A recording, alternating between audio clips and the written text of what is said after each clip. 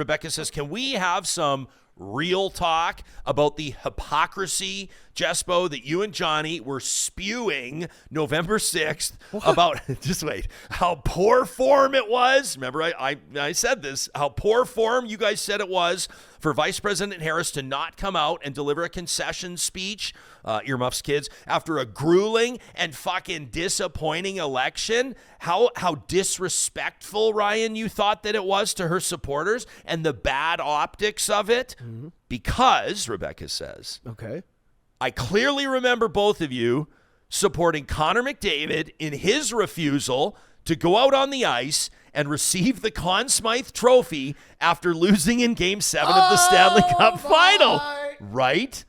She says yakking, both of you, about how he deserves the time away with his teammates to deal with the loss. And you both fully supported his choice. And she's 100% correct. You got us. She says, so are you just not, and this is the part I don't prefer. She says, so are you just not supporting women making choices now? Is that the difference here? Does Kamala not deserve that time to deal with this great loss? Did she not work her ass off over the last 100 days? She did all these comparisons with the Oilers Cup run. Mm-hmm. She says she is literally shouldering the disappointment of half of a nation and a lot of the fucking world on top of that, says Rebecca.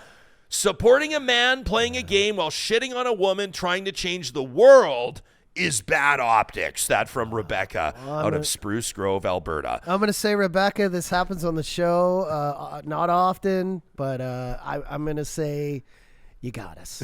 You got me. And that's not to say that I think it has to do with her being a woman. I don't think it's that. I think accepting an award at a sports event is a little different than coming out and conceding an election that is clearly over. But, man, we just played some clips from her concession speech, but what you didn't see was when she first walked up on stage, obviously roaring applause for many minutes, and when she started her speech, the emotion in her face. I mean, she had tears.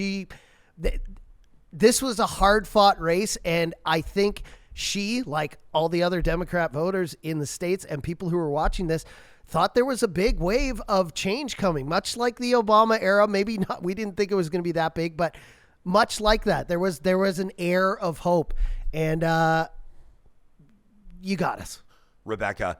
You got us, and you're 100% right. I already emailed her back, by the way, in like all caps. I never email in all caps. And I was like, this is such a good email. And by the way, who is it? Sylvia, someone says, give that girl a mug. 100%. We're going to send her a whole Real Talk prize back. 100%.